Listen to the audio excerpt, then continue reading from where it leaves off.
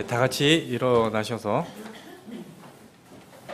찬송가 55장으로 주님께 찬양 드리겠습니다. 통합 찬송가 55장입니다. 간주 없이 드리겠습니다.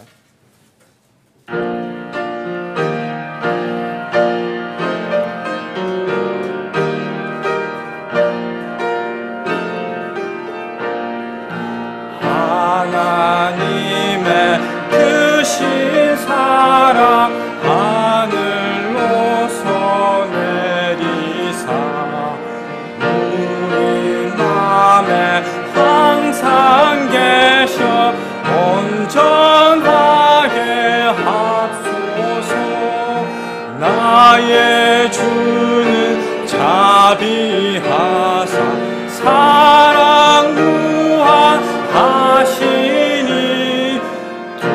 두려워서 떠는 자를 구원하여 주소서. 걱정 근심 많은 자를 성령 감화하시며 복과 은혜 사랑받아 평안하게 합소서. 점과 나중 대신 주여 항상 인도하셔서 마귀 유혹 받는 것을 속히 끊게 합소서. 전능하신 아버지여 주의 능력 주시고 우리 맘에 임하셔서 떠나가지 맙소서. 주께 영광 항상 돌려 천사처럼 섬기며 주의 사랑 영영토록 찬송하게 합소서. 우리들이 거듭나서 의미 없게 하시고 주의 크신 구원받아 온전하게 합소서. 영광에서 영광으로 천국까지 이르러 크신 사랑 감격하여 경배하게 합소서. 아멘. 다 같이 기도 드리겠습니다. 찬양과 경배를 받으시기에 합당하신 전능하신 하나님 아버지, 지난 한 주간도 모든 위험으로부터 우리를 지켜주시고 강건한 몸과 마음으로 주님의 전에 모여 찬양과 경배를 드릴 수 있도록 허락해 주셔서 감사를 드립니다. 이 시간 영과 진리로 드리는 예배를 기뻐 받으시리라 믿사오며 또 우리는 하늘의 은혜와 소망으로 충만한 시간 되게 인도해 주시옵소서. 주님, 한 주 동안 세상에 살면서 아버지의 그 말씀대로 순종하지 못하고 넘어진 저희들의 죄가 있다면 용서해 주시길 원하오며 다시는 그런 죄 속에서 살지 않도록 주님께서 인도해 주시옵소서. 그리하여 그리스도의 심판석에서 부디 그 죄가 남아있지 않도록 주님 도와주시옵소서. 주님, 아직도 역병으로 인해 제한적으로 예배를 드리고 있습니다. 하루빨리 역병이 사라지게 하셔서 이전처럼 제약 없이 지체들끼리 서로 교제하며 자유롭게 예배드릴 수 있도록 도와주시옵소서. 주님, 이 나라를 위해 기도드립니다. 저 대적 마귀가 울부짖으며 삼킬 자를 찾고 있는 것 같은 이 마지막 때에 이 나라 또한 더 주님을 대적하고 주님의 교회들을 옥죄고 탄압하기 위해 애를 쓰고 있는 것 같습니다.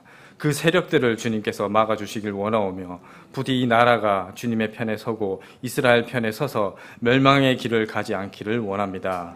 주님, 오실 때까지만이라도 이 나라를 지켜주셔서 저희들이 자유롭게 복음과 말씀 선포할 수 있도록 인도해 주시옵소서. 그리고 그 말씀과 복음이 구원받지 못한 가족들에게 들어가서 그들이 변화되어 구원을 받아 이 교회에 함께 모여 주님께 찬양과 영광을 드릴 수 있는 시간이 오기를 간절히 소망합니다. 주님, 너무나 적은 힘을 가진 교회지만 너무나 중차대한 일을 맡겨주셨습니다. 하지만 주님께서 함께 하셔서 그 일이 올 연말 전에는 꼭 마무리되도록 인도해 주시옵소서. 목사님과 두 전도사님 지치지 않도록 지켜주시옵고, 또한 우리 모두가 동참하여 주님 만났을 때 모두가 칭찬받는 일이 되게 하여 주시옵소서. 아픈 지체들 회복시켜 주시옵고, 경제적으로 힘든 지체들 있다면 회복시켜 주셔서 더 감사함으로 주님께 나아올 수 있도록 인도해 주시옵소서.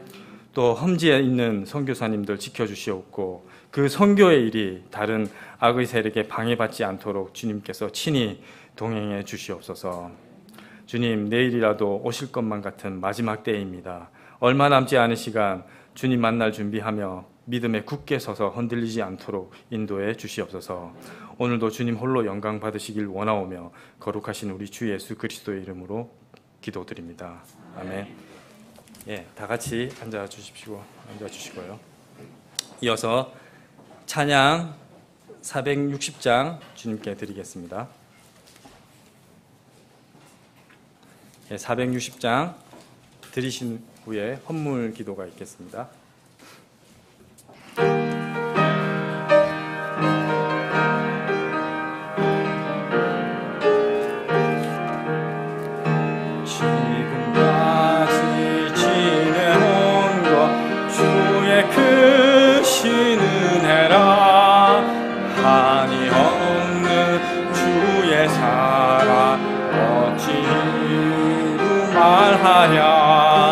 찬하게나 주의 손을 항상 살펴주시고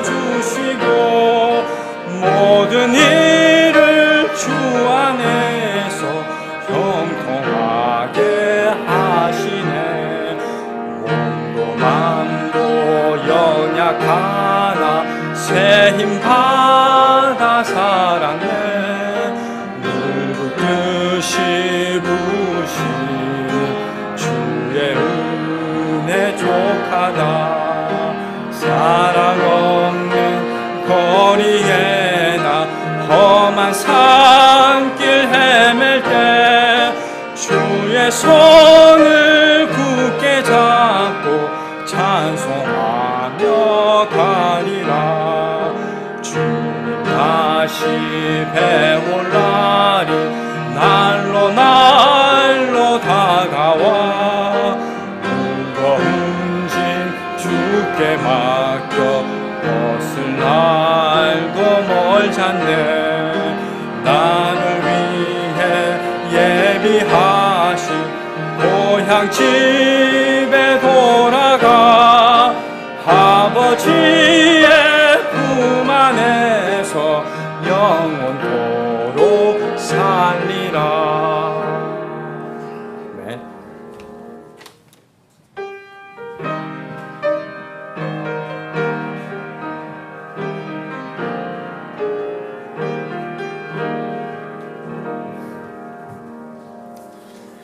기도하겠습니다. 하나님 아버지 감사합니다. 오늘도 우리에게 복된 날을 주셔서 주님께 다시 경배하는 위해서 모이게 하심을 감사드립니다. 우리를 영원한 그 형벌로부터 예수님의 핏값으로 구원해 주신 그 은혜에 우리가 다시 한번 감사하는 그런 시간 되게 하여 주시옵소서. 이 시간 우리에게 주어진 그 물질에 각자 정한 부분들을 주님께 드립니다. 이 물질이 하나님의 그 복음의 사역과 또 교회를 세우고 또 하나님 일에 잘 사용될 수 있도록 이끌어 주시옵소서. 또한 우리는 우리의 물질을 드리기에 앞서 우리 자신을 주님께 드리고 또 주님께서 우리의 모든 삶을 이끌어 주심을 기억하는 그런 시간이 되게 하여 주시옵소서. 또한 우리의 각자에게 주어진 그 사역들을 잘 감당할 수 있는 우리가 되도록 하여 주시옵소서. 성경 번역 사역 가운데도 또 주님께서 힘을 모아 주셔서 사역이 잘 마무리될 수 있도록 주님께서 힘을 더해 주시길 원합니다. 오늘 말씀 선포와 경배 가운데 주님께서 영광 받으시길 원하고 감사드리며 예수님의 이름으로 기도드립니다. 아멘.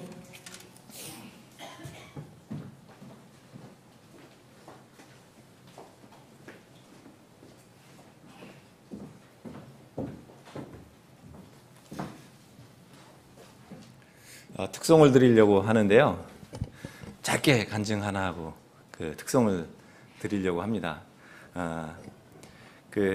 저 같은 사람이 여기에 올라와서 하나님을 위해 특송을 드릴 수 있다는 것은 하나님의 크신 은혜임을 고백하는 특송을 좀 오늘 드리고자 합니다.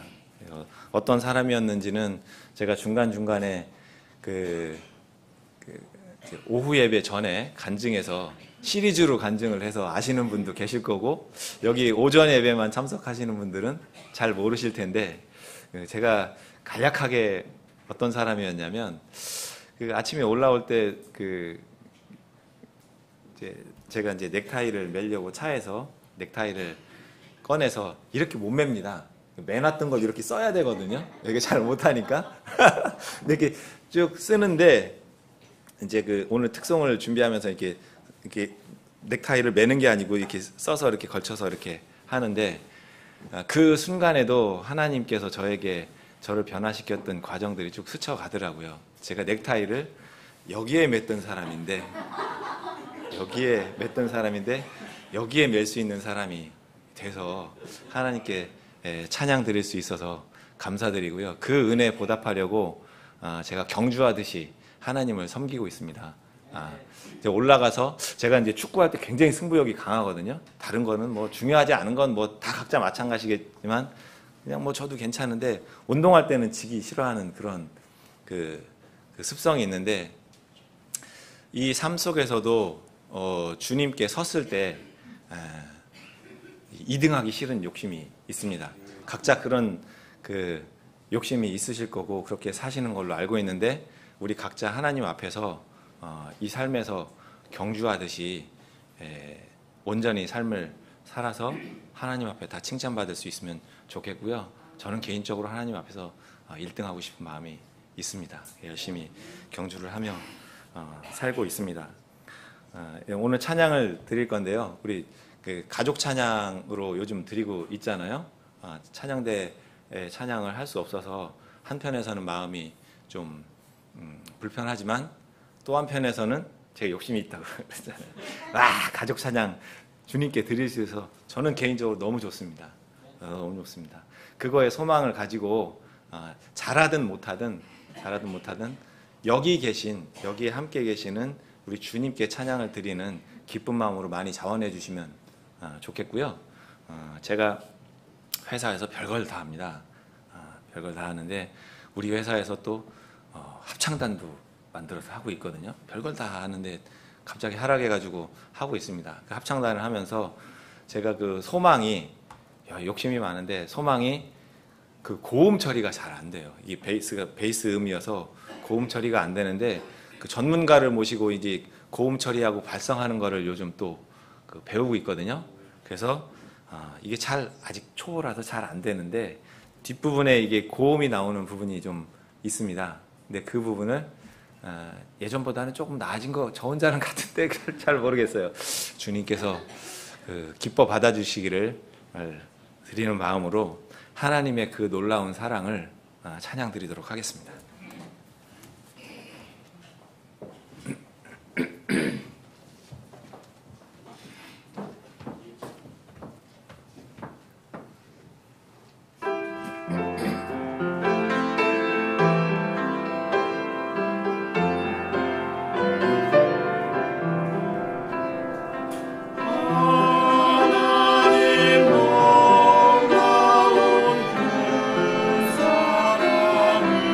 하나님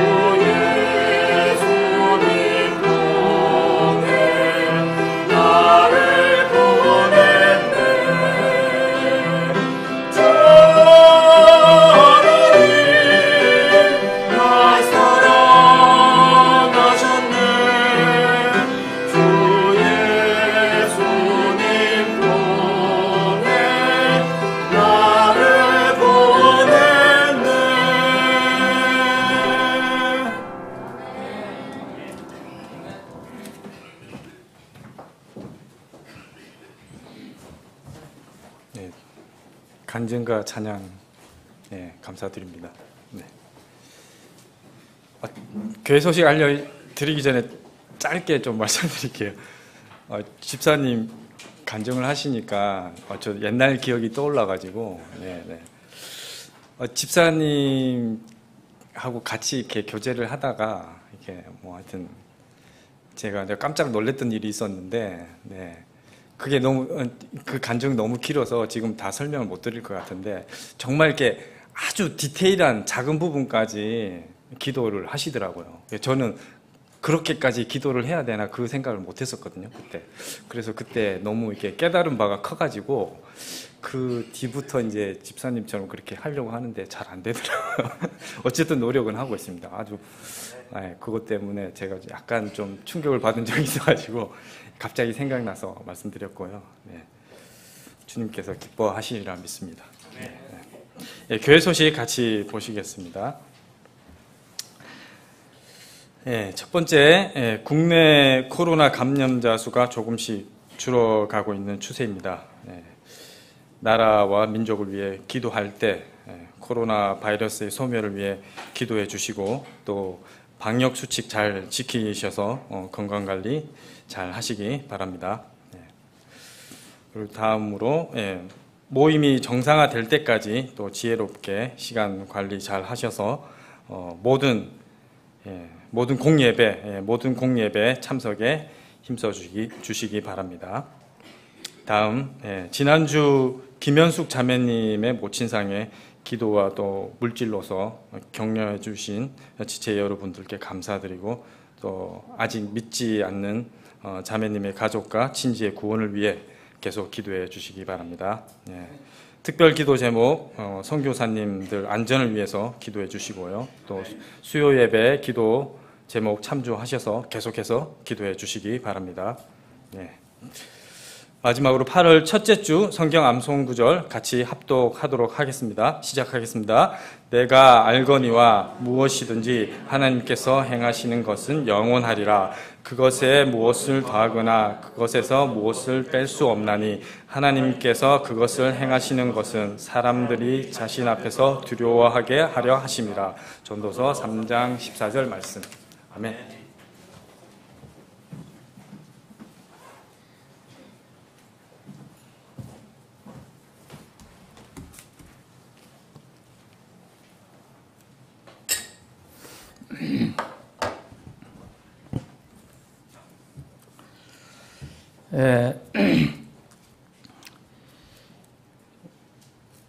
이제 우리가 코로나 때문에 제한적으로 예배를 드리는데 주님께서 은혜를 베풀어 줘서 불언간 이제 전처럼 이렇게 다 정상화가 됐으면 좋겠습니다. 지금 회복이 안 된 게 식사 교제하고 오후 예배인데 이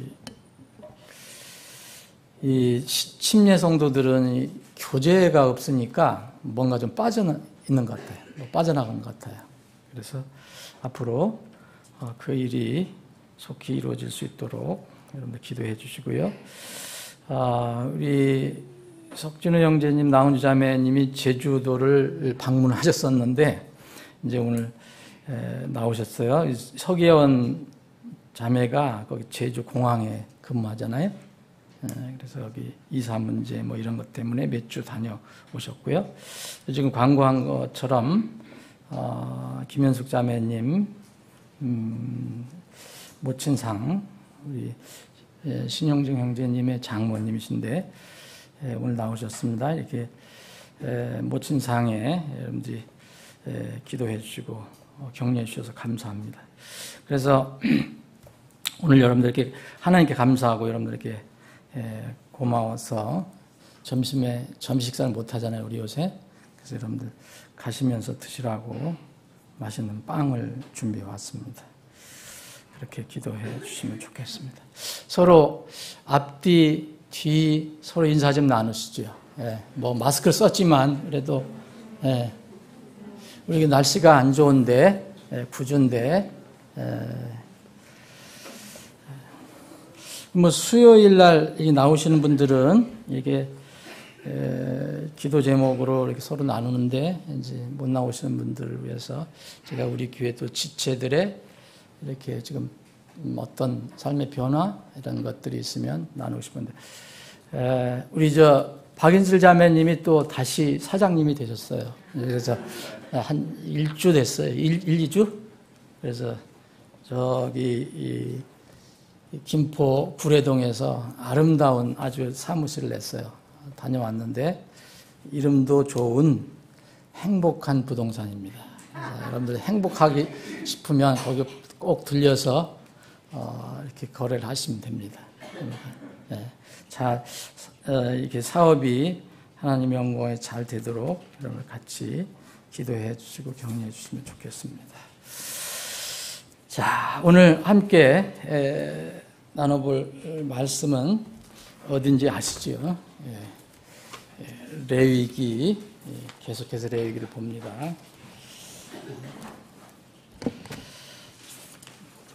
레위기 지난주에 13장을 봤는데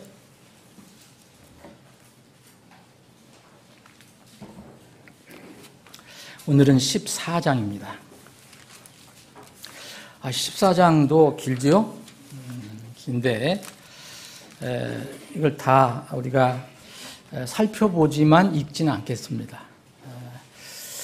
그리고 먼저 여러분들이 이제 우리가 레위기를 살펴보는데 굉장히 복잡한 것 같지만 여러분들이 이 공부를 할 때 어떤 원리라든지 근본적인 어떤 주님께서 말씀하시는 게 있어요. 그것만 캐치하면 어렵지 않습니다. 다른 거는 구체적이고 아주 세세한 건 우리가 놓치더라도 전체 흐름 속에서 하나님이 말씀하시고자 하는 것들이 있어요. 그 부분을 오늘도 하나님께 주신 지혜로 좀 살펴보기를 원합니다. 14장 1절부터 제가 몇 절 필요한 부분을 읽겠습니다.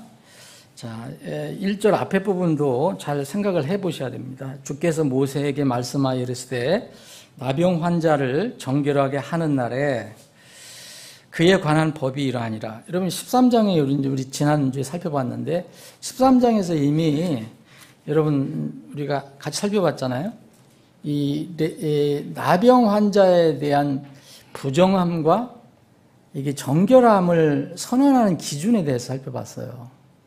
그런데 이제 14장 연결이 돼요, 계속해서. 그런데 나병 환자를 정결하게 하는 날에 그에 관한 법이 이러하니라. 하리라. 그를 제사장에게로 데려갈 것이요.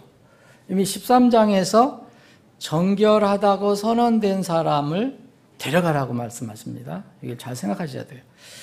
제사장은 진영에서 나가볼지니 보라. 그 나병 환자에게 있던 나병이 나았으면 제사장은 명령하여 정결하게 될 자를 위해 살아있는 정결한 새 2마리와 백향목과 주홍색 실과 우슬초를 가져오게 하고 제사장은 또 명령하여 그 새들 중 몇 마리를 흐르는 물 위에 질그릇 위에 안에서 잡게 할지니라. 자, 쭉 여러분들 생략하겠습니다. 그리고 11절 그를 정결하게 하는 제사장은 정결하게 될 자와 그것들을 회중의 성막문에서 곧 주 앞에 보이고 어린 순양 1마리를 취하여 기름 1로구와 함께 범법 헌물로 드리되 주 앞에서 그것들을 흔들어 요제 헌물로 삼고 그 어린 양은 거룩한 곳 즉 제 헌물과 번제 헌물을 잡는 곳에서 잡을지니 범법 헌물은 곧 제 헌물과 마찬가지로 제사장의 것이니라. 그것은 지극히 거룩하니라. 제사장은 그 범법 헌물의 피 일부를 취하여 정결하게 될 자의 오른쪽 귓불과 오른손 엄지와 오른발 엄지에 바를 것이요. 오늘 말씀 1절부터 20절까지인데요. 그 뒷부분을 제가 중간에 생략하고요. 뒷부분을 보겠습니다. 19절, 20절 또 제사장은 죄 헌물을 드려서 자기의 부정함에서 떠나 정결하게 될 자를 위하여 속죄하고 그 뒤에 번제 헌물을 잡을 것이요. 제사장은 그 번제 헌물과 음식 헌물을 제단 위에 드려 그를 위하여 속죄할지니 그리하면 그가 정결하게 되리라. 아멘. 아버지 하나님, 오늘 저희들에게 복된 주일을 허락해 주셔서 이렇게 하나님의 집에 모여 구원받은 기쁨과 감격과 감사를 주님께 찬양으로 표할 수 있게 하시니 감사합니다. 우리의 이 마음속 깊은 곳에서 우러나오는 이 구원의 기쁨으로 드리는 예배를 기뻐 받아주시고 우리에게는 주님께서 예비하신 하늘의 만나를 풍성히 공급해 주시옵소서. 거룩하신 예수님의 이름으로 기도합나이다. 아멘. 지난 주일에 인간의 나병과 하나님의 치료 방법에 대해서 살펴봤습니다. 나병에 잠깐 되돌아보면 나병의 정결함, 부정함을 하나님께서는 인간 제사장에게 이렇게 분별해서 판단해서 선언하라고 말씀하셨습니다. 그래서 제사장이 내리는 판정 기준은 나병의 몸에 일부에 나병이 어떤 사람의 몸에 일부에 퍼져 있으면 항상 부정, 항상 생사리 돋아나도 부정하고 그런데 특이하게도 이제 레위기 13장 12절 13절이니까 중요 절입니다. 그게 그 어떤 사람이 나병이 걸린 증상이 있는 사람이 머리부터 발끝까지 온몸의 모든 피부를 완전히 덮고 있으면 그가 정결하다라고 선언하라고 분명히 주님께서 말씀하셨습니다. 그래서 이것이 무엇을 의미하는지 이제 살펴봤습니다. 우리는 지금 육체적인 나병에 대해서 보고 있지만 이 나병이 의미하는 것은 사람들이 처음부터 가지고 있는 죄 문제, 그러니까 죄병이에요. 죄병. 나병인데 죄병. 이 죄병도 동시에 이 육체적인 나병이 인간이 가지고 있는 죄병을 동시에 알려주고 있다는 것을 이해해야지 그런 것들이 이해가 됩니다. 인간 제사장의 정결 선언이 있으면 그 다음에 이 14장에는 이 정결 선언이 끝났으면 끝났을 것 같은데 14장에는 아주 길게 주님께서 또 그 사람을 두고 제사장에게 그 사람이 이렇게 해야 된다고 그걸 제사장에게 알려주고 있습니다. 그래서 이 하나님께서 정결 선언을 하시는 절차가 남아있어요. 13장에서는 인간 제사장이 선언을 합니다. 그런데 이 14장에서는 하나님께서 선언하십니다. 그래서 여기 특별히 이제 헌물 같은 거를 주 앞에, 우리는 이제 주 앞이라고 그랬는데, 여호와 하나님 앞에 보이고 이런 말씀을 쓰고 있습니다. 그래서 정결함을 선언을 받은 나병 환자는 그 정결함을 선언을 받았다. 그러면 그 정결함을 간증하는 자기 자신의 믿음의 고백이 있어야 한다는 것을 이 14장에서 알려주고 있습니다. 우선 이제 앞에 부분을 이제 제가 생각했는데 이 사람을 불러와서 우선 그러면 그 사람에게 이제 뭘 준비하라. 새 2마리하고 백향목하고 주황색 실하고 우슬초를 가져오게 해서 새 1마리를 이제 죽여서 물에서 죽여서 거기에 또 그 살아있는 새와 이 준비한 것들 이 백향목 주홍색 실 우슬초를 담아서 그걸 또 정결하게 될 자에게 피를 뿌리라고 얘기합니다. 그리고 여기 그렇게 피를 뿌리고 난 뒤에는 이 8절에 보면 옷을 빨고 그 사람의 털을 머리까지 다 눈썹, 수염까지 다 깨끗이 이제 밀고 또 몸을 물로 씻고 그렇게 하라고 말씀하십니다. 그리고 일곱째가 지나고 나서 8째 날은 이제 헌물을 가지고 와라. 여기 10절에 보면 8째 날에 그는 흠없는 어린 순양 2마리와 1년 되고 흠없는 어린 암양 1마리와 또 음식 헌물로 고운 밀가루 10분의 3 에바와 에바의 기름을 섞은 것과 기름 1로그를 취할 것이요. 그래서 이것을 준비하게 해라.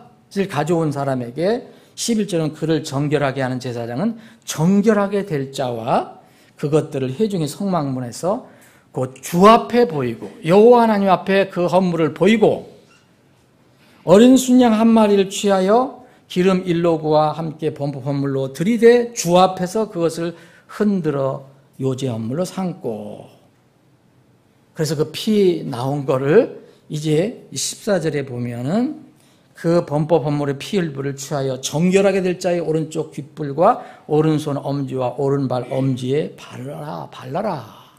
또 기름도 일부를 취해서 주 앞에 7번 뿌리고 기름도 17절에 보면 정결하게 될 자의 오른쪽 귓불과 오른쪽 엄지와 오른발 엄지에 범법 헌물의 피 위에 바를 것이며, 그러니까 18절에 또 자기 손에 남은 기름을 정결하게 될 자의 머리에 붓고 주 앞에서 그를 위하여 속죄하며, 용어가 달라집니다.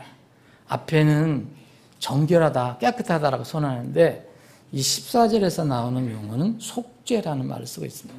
속죄. 이게 무엇을 의미하는 것일까? 여러분, 다시 말씀드리면 13장 앞에 부분에 제가 주의를 기울여서 읽어드렸죠. 이 나병 환자를 정결하게 하는 날에 그에 관한 법이 또 이러하리라 하면서 그를 제사장으로 데려가라. 하나님께서 모세에게 명령합니다. 모세가 이제 그 인간 제사장에게 이야기하는 겁니다. 제사장이 데려가서 제사장은 어떻게 해야 되느냐? 진영에 나가봐라. 이스라엘 백성들이 모여있는 나가봐서 그 나병 환자가 에게 있던 나병이 나았으면 13장에 뭐라 했습니까? 정결하다라고 얘기했거든요. 그래서 나병이 나았으면 이렇게 시작합니다. 3절.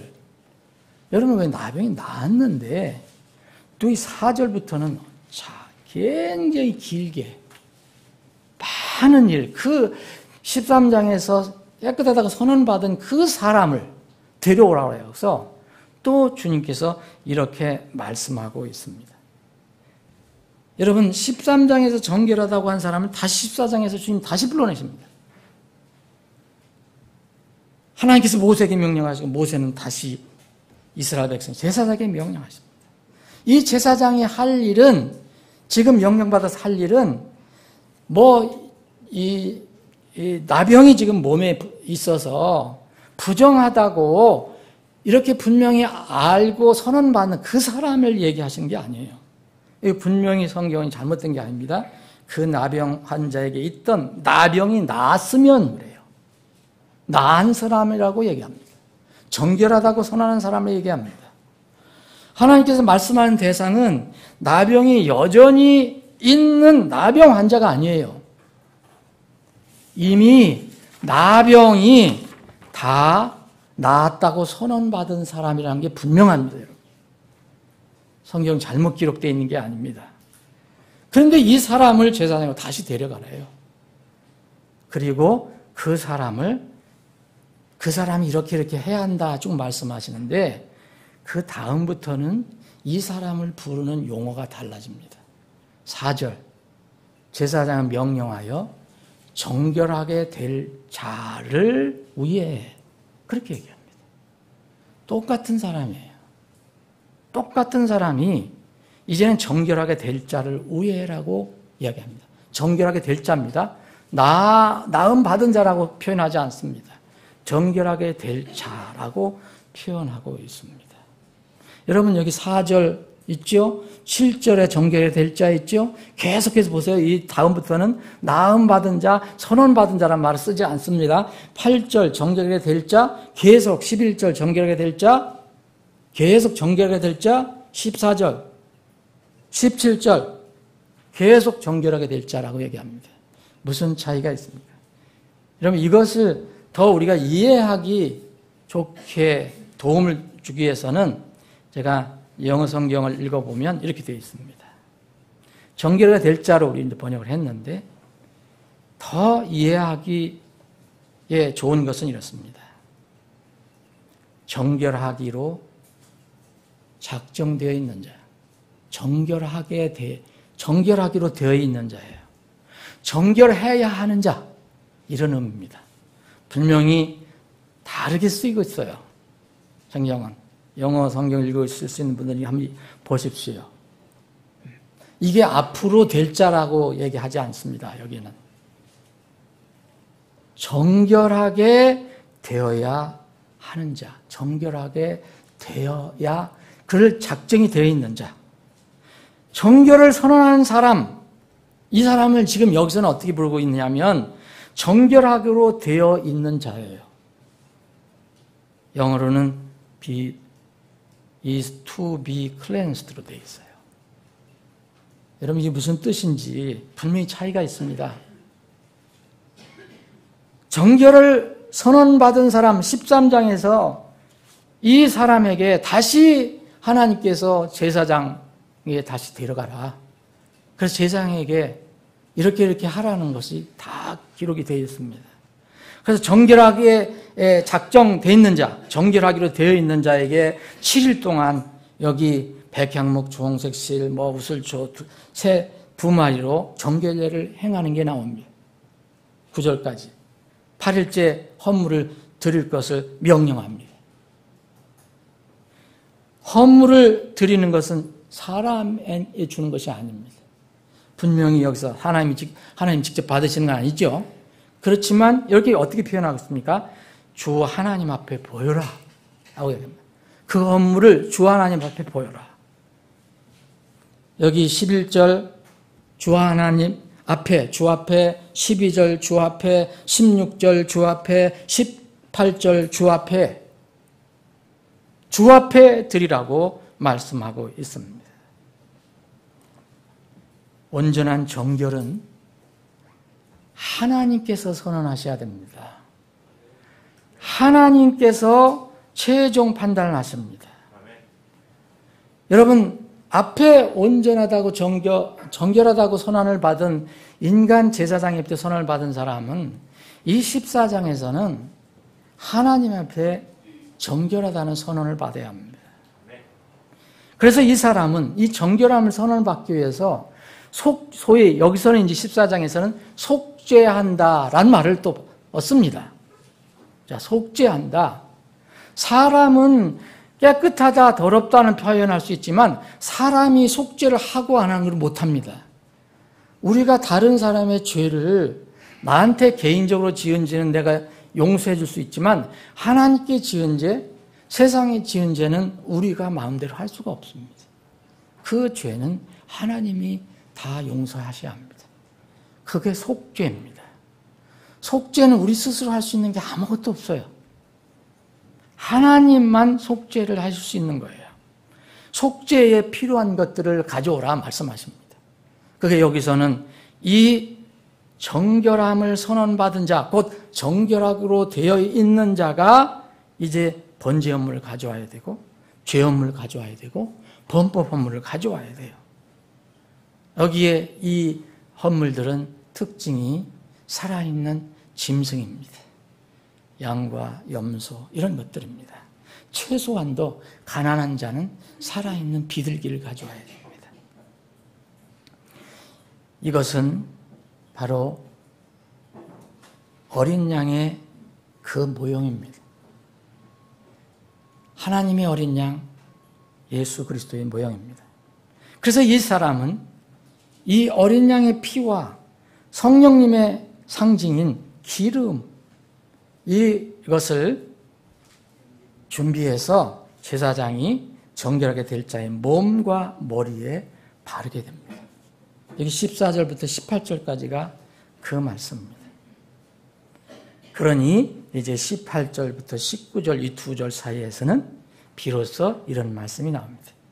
이 헌물을 통해 주 앞에서 그를 위하여 속죄하였다. 죄를 다 속해 주었다. 다 정리했다.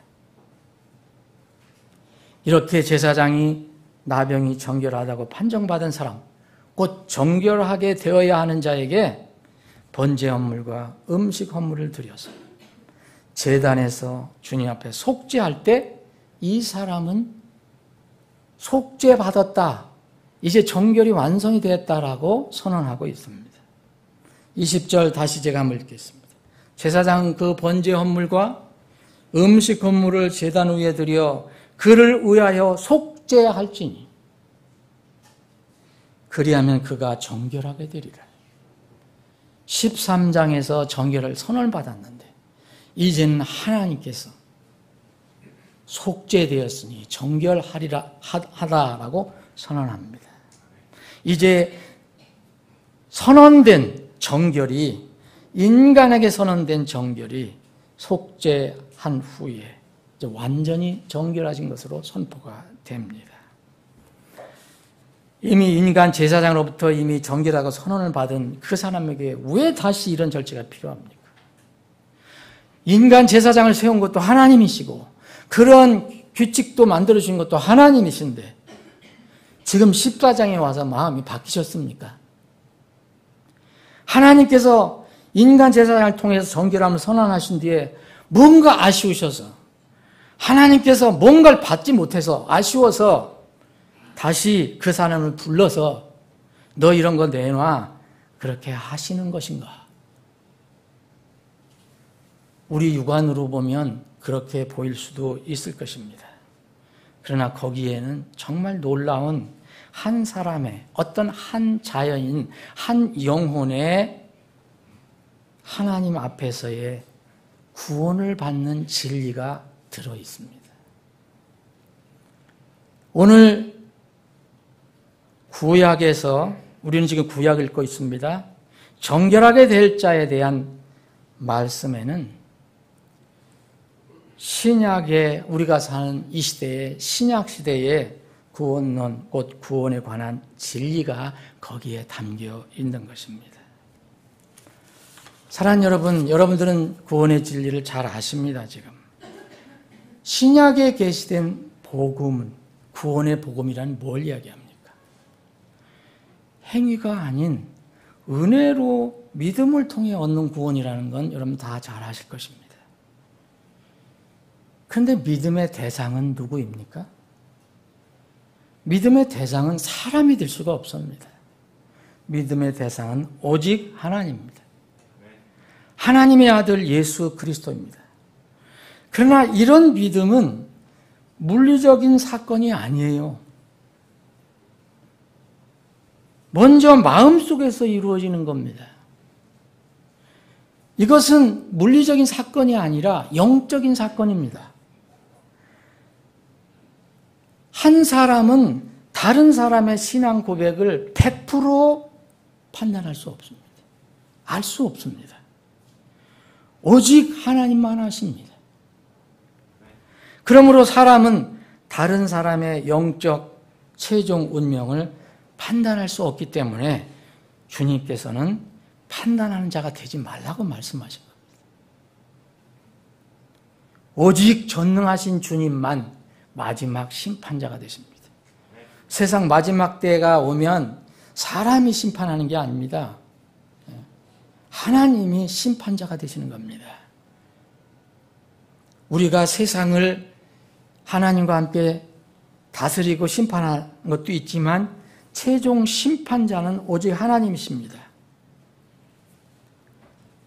디모데후서 4장 1절에 보면 이런 말씀이 있습니다. 그러므로 내가 하나님 앞과 주 예수 그리스도 앞에서 곧 친히 나타나실 때 자신의 왕국에서 산자와 죽은 자를 심판하실 분 앞에 서서 내게 명하노니, 이분이 심판하십니다. 완전하신 주님은 사람들을 거듭난 자와 거듭나지 않은 자, 의인과 악인을 구별하실 수 있습니다. 자신의 하나님의 자녀들, 그래서 이 하나님의 자녀들은 그분의 오른쪽으로 그리고 세상의 자녀들은 왼쪽으로 분리해서 세우실 것입니다. 이건 사람이 할 수가 없습니다. 영안이 없고 육안만 있는 여러분과 저 같은 사람들은 이 일을 할 수가 없습니다. 그래서 마태복음 13장에 보면 제자들과 예수님이 말씀하실 때 제자들을 가르치시면서 말씀하시는 게 있습니다. 가라지와 알곡 비유, 가라지와 곡식 비유에서 그 제자들이 저희들이 저 들어가서 저 가라지가 피어 있는데 어디 뽑아낼까요? 할 때 주님이 하지 마라. 너희들이 그렇게 못한다. 너희들이 그렇게 하려다가 곡식까지 뽑을 수도 있다. 굉장히 큰 상처를 줄 수도 있다는 얘기입니다. 언제 하시느냐? 나중에 내가 할 것이다 라고 말씀하십니다. 우리는 그러면 지금 어떻게 그것을 분별할 수 있느냐? 우리는 다만 주님께서 주시는 지침으로서만 조심스럽게 분별하는 겁니다. 그 분별 기준은 성경에 가르친 대로 믿음의 고백입니다. 한 사람의 믿음의 고백, 그리고 그 믿음의 열매, 행위를 우린 조심스럽게 봅니다. 그것을 주님께서는 우리에게 알려주셨습니다. 그런 것을 분별하려면 그것으로 분별하라. 주님께서 좁은 문으로 들어가는 사람들은 생명을 얻을 것이고 넓은 문으로 들어가는 사람들은 멸망할 자라고 분명히 말씀하셨는데, 우리가 저 사람이 좁은 문으로 들어가서 좁은 길을 가는지 넓은 문을 들어가서 넓은 길을 가고 있는지 우리가 정확하게 판단할 수 없습니다. 미루어 짐작은 할 수 있겠지만 우리는 단정을 내릴 수가 없습니다. 그래서 주님께서는 조심스럽게 우리가 할 수 있는 부분만 얘기하셨어요. 이유는 이것입니다. 이 영혼의 구원은 이루어지는 것이 마음에서 이루어지기 때문에 그렇습니다. 물리적인 사건이 아니에요. 이것은 영적인 사건입니다. 마음에서 이루어진 구원은 그 후에 입의 고백으로 세상에 알려지고, 또 입의 고백은 겉으로 보이는 우리 몸, 손과 발, 이런 것들을 통해서, 이런 움직임을 통해서 나타나는 것뿐입니다. 그런데 성경은 이것을 모두 합쳐서 진정한 구원이라고 얘기합니다. 자, 순서는 중요합니다. 먼저 마음에서 믿음으로 은혜로 구원을 받는 겁니다. 그런데 그것이 입으로 고백으로 나오고, 또 입의 고백은 자기 삶 속에서 자기의 몸으로 드러나게 됩니다. 그래서 성경은 이것을 온전한 구원이라고 얘기합니다. 이것은 하나님만 판단하실 수 있습니다. 사람은 이러쿵저러쿵 할 수 있어도 정확하게 판단하는 것은 아닙니다. 그래서 성경은 이것을 신약에서는 정확하게 말씀해주고 있어요. 예를 들어서 먼저 마음에서 이루어지는 것, 믿음으로 이루어지는 것, 은혜로 이루어지는 것, 이것을 이제 로마서라든지 갈라디아서라든지 에베소 같은 것을 그걸 강조하고 있습니다. 행위로 받는 것이 아니다. 무슨 우리가 선한 일을 하거나 뭘 내가 종교적인 무슨 열심을 내서 하는 게 아니다. 구원받는 게 아니다. 이것은 오직 믿음으로 예수 그리스도의 그 제사함의 놀라운 대속의 은총을 믿고 구원받는 것이다. 이게 은혜다라고 강조하는 것입니다. 그런데 또 동일한 하나님께서 저자이신, 이 성경의 저자이신데 어떤 성경은 또 입의 고백만으로는 구원이 아니라고 얘기합니다. 그게 바로 야고보서입니다. 동일한 하나님이 있습니다. 이것은 무엇을 얘기하냐? 이제 뒤에 부분을 강조한 것입니다.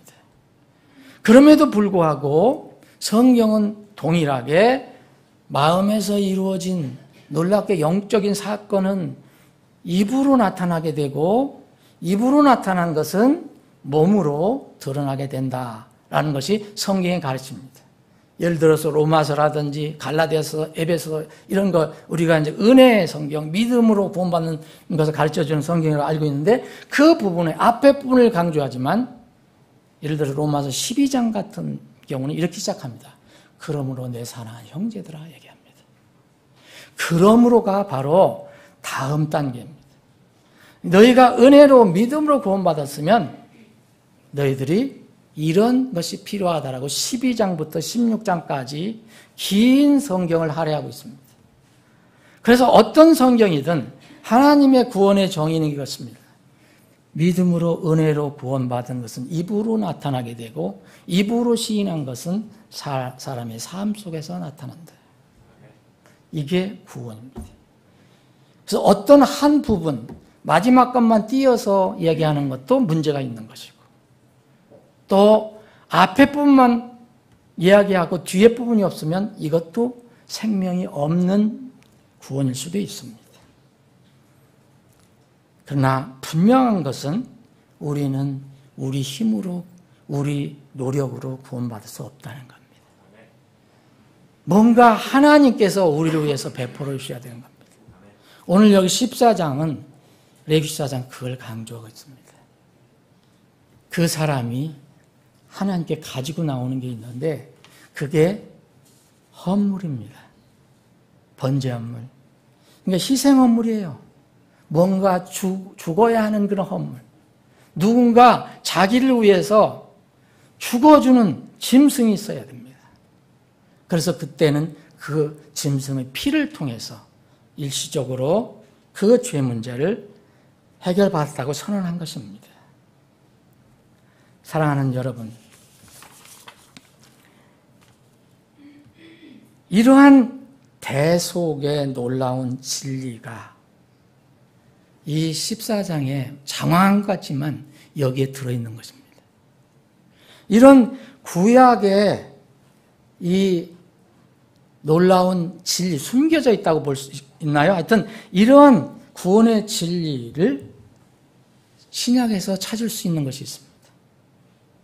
신약하면 은혜로만 구원받는다, 믿음으로 구원받는다, 맞습니다. 그런데 여전히 오늘 레위기 13장, 14장의 그 말씀을 그대로 적용한 사건이 있습니다.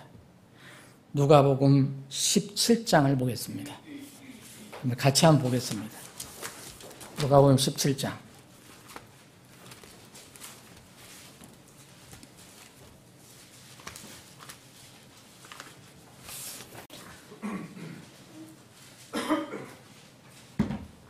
누가복음 17장은 정말 중요한 진리가 많이 들어있는 장인데요. 누가복음 17장에 보면 몇 가지 그 사건 중에서 특별히 이 사건이 있습니다. 누가복음 17장 11절부터 보면 나병 환자 이야기가 나옵니다. 자, 11절부터 제가 읽겠습니다. 그분께서 예루살렘에 가실 때 사마리아와 갈릴리 한가운데 지나가시니라. 그분께서 어떤 마을로 들어가시며 나병 환자 10사람이 그분을 만나 멀찍이 떨어져 서서. 왜 멀찍이 떨어졌습니까? 이때는 나병 환자 걸린 사람들은 분리가 돼야 돼요. 공동체에 들어올 수 없습니다. 그분께서 그들을 보시고 그들에게 이르시되 가서 제사장들에게 너희 몸을 보이라 하시니 그들이 가다가 정결하게 되니라 그랬어요. 어쨌든 예수님의 말씀을 따라서 하다가 정결하게 되었습니다. 10사람이 정결하게 되었습니다. 이게 분명한 사실입니다. 그런데 15절 보면 그들 가운데 한 사람이 자기가 나은 것을 보고 돌아와 자기가 나은 것을 보았습니다. 그러니까 육체적인 나병이 지금 분명히 예수님을 통해서 예수님 말씀하신 걸 자기가 따라서 제자장으로 가는데 도중에 이게 나병이 없어진 거예요. 그걸 보고 나은 것을 보고 돌아왔어요. 누구에게 돌아왔습니까? 그 말씀을 하신 그분께 돌아왔어요. 큰 소리로 하나님께 영광을 돌리며 그분의 발 앞에 얼굴을 대고 엎드려 그분께 감사를 드리니 그는 사마리아 사람이더라. 하필 또 이 사람은 유대인이 아니에요. 유대인들이 아주 업신여기는 이교도 사마리아 사람들이 혼혈족이라고 업신여긴. 그런데 예수님께서 응답하여 이르시되 10사람이 정결하게 되지 아니하였느냐? 분명히 정결하게 됐어요. 육체적으로 병나음을 받았어요. 그런데 그 9사람은 어디 있느냐? 이 타국인 외에는 하나님께 영광을 돌리러 돌아온 자를 찾을 수 없도다 하시고, 이 다음 29절부터가 중요한 말씀입니다. 예수님은 그 9사람의 그 나병, 육체적인 나병이 나았다는 것을 부인하지 않으십니다. 그에게 이르시되, 근데 그것을 알고 예수님께 찾아와 감사를 표현한 사람, 정말 나를 이렇게 고쳐주신 하나님 감사합니다 한 사람에게 일어나 내 길로 가라. 그 다음에 뭐라고 되어 있습니까? 내 믿음이 너를 온전하게 하였느니라. 여러분, 이 선언을 받은 사람은 10사람 중에서 딱 한 사람입니다. 분명히 정결하게 되었습니다. 그런데 온전하게 되었다고 선언받은 사람은 이 사람뿐입니다. 주님께서 그 사람에게 네 믿음이 내 나병을 온전하게 하였다, 이렇게 말씀하시지 않았습니다. 내 믿음이 너를 온전하게 하였다. 여러분, 사람은 육만 가지고 있는 게 아닙니다. 영혼이 있습니다.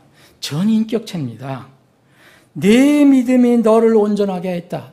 너는 이 나병에서 지금 고침을 받았지만 내가 진정한 나에 대한 믿음을 가지고 있기 때문에 내가 선언한다.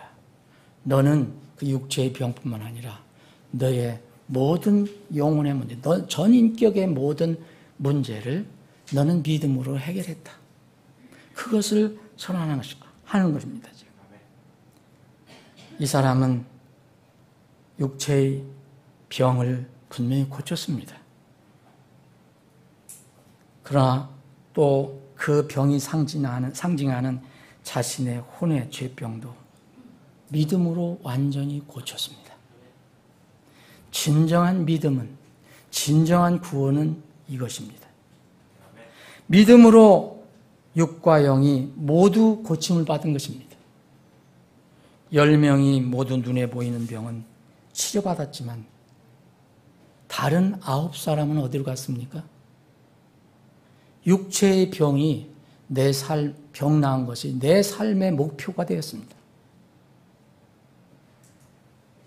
다른 9사람은 예수님께서 자신들의 유일한 구원자가 되신다는 믿음을 내보이지 못했습니다. 나병이, 그들이 가지고 있었던 나병, 그것이 진정으로 상징하는 그 영혼의 무서운 죄병, 그것을 믿음으로 치유받지 못했습니다. 그러나 딱 한 사람, 이 사람은 그 믿음으로 온전하게 되었다는 선언을 주님으로부터, 곧 한 사람의 영혼의 상태를 정확하게 판단하시는 그 하나님이신 예수님으로부터 선언을 받았습니다. 육체적인 병 나음이 영적인 죄병을 고침받을 수 있는 계기가 될 수도 있습니다. 여러분, 지금 우리가 기도해주고 또 어떤 여러 가지 방법을 통해서 어떤 사람이 병을 고침받으면 하나님의 은혜를 깨닫고 정말 하나님께 자기의 영혼의 문제도 내놓고 완전히 대속의 문제를 해결할 수도 있습니다. 병 고침받는 건 좋은 것입니다.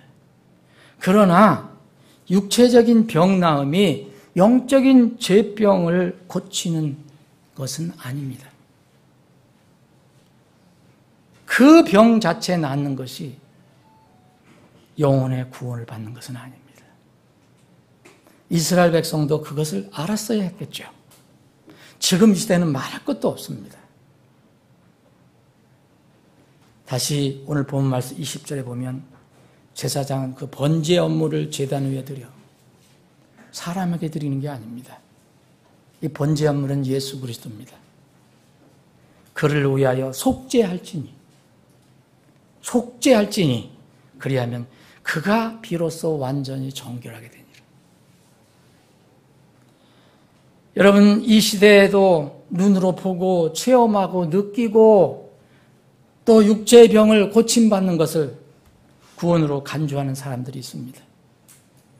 그렇게 가르치는 교회들도 있습니다. 이것은 왜곡된 복음입니다. 이것은 생명 없는 믿음입니다. 복음이라는 것, 곧 복스러운 소식이라는 것, 기쁜 소식이라는 것은 어떤 사람에게 이 복음이 이르게 됐다면, 다다르게 됐다면, 그가 믿게 되었다면, 그것은 보이는 것에 곧 입의 고백이 전부가 아닙니다. 그 입의 고백이 필요해서 교회에도 들어오고 침례도 받고 하지만 그게 전부가 아닙니다. 마음속에 있는 진실한 믿음에서 나오는 결과 또한 열매가 있어야 합니다. 이것이 성경에서 말하는 진정한 복음이고 진정한 구원입니다. 바울 사도는 가난하고 역경에 처하고 이 핍박을 많이 받던 데살로니가 교회 성도들에게 이렇게 말을 해줬습니다. 이는 우리의 복음이, 우리가, 나 바울과 내 전도팀이 너에게 전해준 그 복음이 말로만 너에게 이르지 아니하고 권능, 파워, 능력으로 너에게 이르렀고 성령님과 큰 확신으로 이르렀다. 이렇게 말씀하십니다. 이것이 진정한 구원입니다. 사랑하는 여러분, 오늘 우리는 구약의 복잡한 내용을 읽은 것처럼 보이지만 사실은 거기에 하나님의 깊은 가르침이 있습니다. 하나님은 구약의 하나님이나 신약의 하나님이나 동일하신 하나님입니다. 비록 이스라엘 백성들은 율법이라는 이런 것을 통해서 하나님을 알게 되는 그런 민족이었지만 여전히 그 이스라엘 사람도 사람이고 아담의 후손이고 우리 지금 이 시대에 우리는 이스라엘 사람들이 가지고 있는 율법이 없어도 여전히 아담의 후손 똑같습니다. 이 사람들을 위해서 하나님께서 준비하신 것이 바로 구원의 놀라운 진리입니다. 사랑하는 여러분, 정결함은 사람의 인정으로 결정되는 것이 아닙니다. 최종적으로 하나님께서 선언하신 것입니다. 인간 제사장에게 정결함을 선언받았다면 그 인간 제사장이 선언한 것을 하나님께서 인정해야 비로소 정결한 사람이 되는 것입니다. 이 말씀 뭐냐? 사람에게도 인정받으면 좋지만 하나님께서 인정하시는 믿음이어야 한다는 것입니다. 하나님께서 인정하시는 믿음은 이겁니다. 대속의 헌물이 필요하다는 것입니다. 대속의 헌물. 대신 죄 문제를 해결해 주는 어떤 대속자, 곧 그리스도가 있어야 한다는 것입니다. 그래서 사람들은 구원을 받았다면 예수 그리스도가 번제와 소제와 화평제와 화목제와 속제와 범법 헌물이 되어서 우리가 그분을 이제 헌물로 하나님 앞에 드리는 것입니다. 그 외에는 구원을 이룰 수 있는 것이 아무것도 없습니다. 하나님을 만족시킬 수 있는 것이 아무것도 없습니다. 그래서 구약에 있는 모든 이 헌물, 피 흘린 짐승들을 이런 것들은 다 십자가에서 세상의 죄를 위해서 피 흘리신 예수 그리스도를 먼 발치서나마 예표를 하는 것입니다. 말씀을 정리합니다. 사랑하는 여러분, 우리는 지금 신약시대에 살고 있습니다. 또한 동시에 주님께서 오실 때가 가깝다고 하는 시대에 살고 있습니다. 중요한 것은 이런 말씀을 통해서 우선 나 자신의 영혼 문제를 분명히 해야 됩니다. 지금 이 시대에는 이미 하나님이 어린 양 되신 예수님께서 십자가 위에서 세상 모든 죄를 속죄물이 되셔서 다 하나님의 공의와 거룩하심 만족시켜 드리셨습니다. 그래서 지금은 그 예수님, 그 그리스도, 그 하나님의 어린 양, 그분을 자신의 모든 죄와 허물을 깨끗이 해주시는, 대속해 주시는 완전한 속죄물로 믿고 하나님께 나가기만 하면 누구든지 은혜로 곧 믿음으로 구원을 받을 수 있는 것입니다. 이것이 우리의 믿음이었는가? 과거에 가지고 있었던 내 믿음이었는가? 한번 살펴볼 필요가 있습니다. 다시 이 14장, 레위기 14장의 중요한 말씀은 비로소 번제 헌물을 통해서 이제 그 정결하다고 선언받은 사람, 그리고 정결하게 되어야 하는 자, 될 자가 그 번제 헌물 제단 위에 드림으로 인해서 속죄가 되었다는 이 진리를 기억해 보시기 바랍니다. 기도하시겠습니다.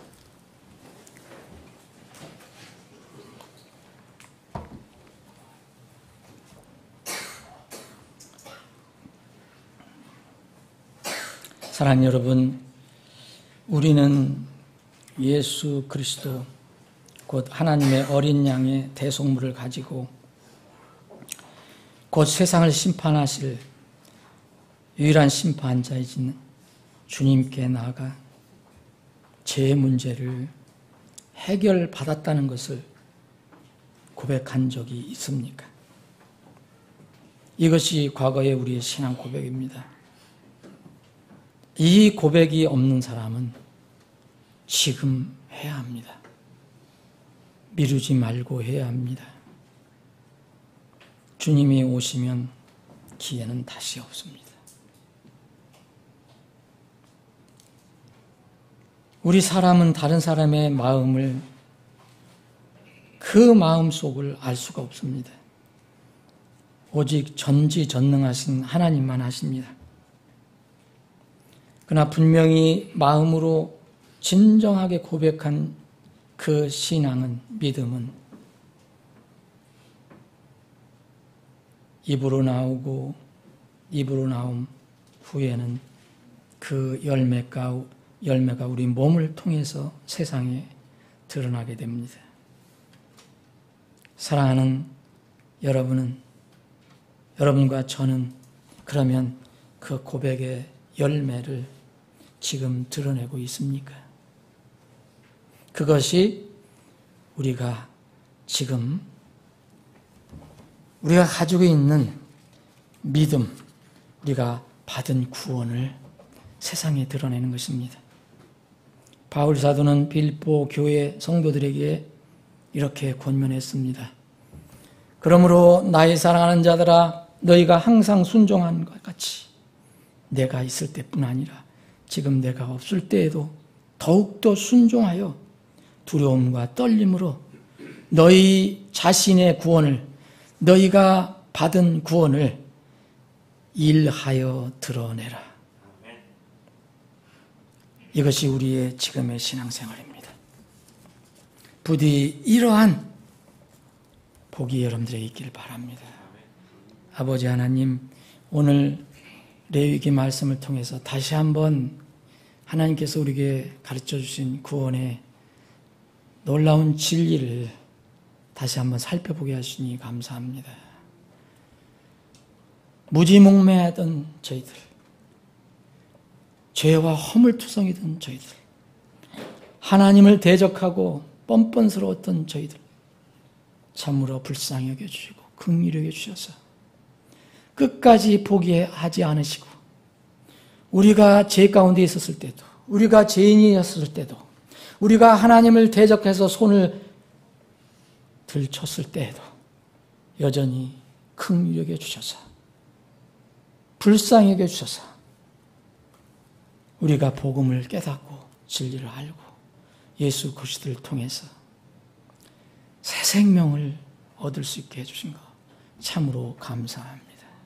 다시 한번 우리에게 풀어주신 구원 감사를 드립니다. 이 받은 구원, 이제 다시 오실 주님 앞에 이렇게 주신 구원의 선물을 이렇게 저희들이 일했습니다. 이렇게 관리했습니다. 이렇게 사용했습니다. 라고 참으로 기쁘게 고백할 수 있는 저희들이 다 되게 주시옵소서. 거룩하신 예수님의 이름으로 기도합나이다.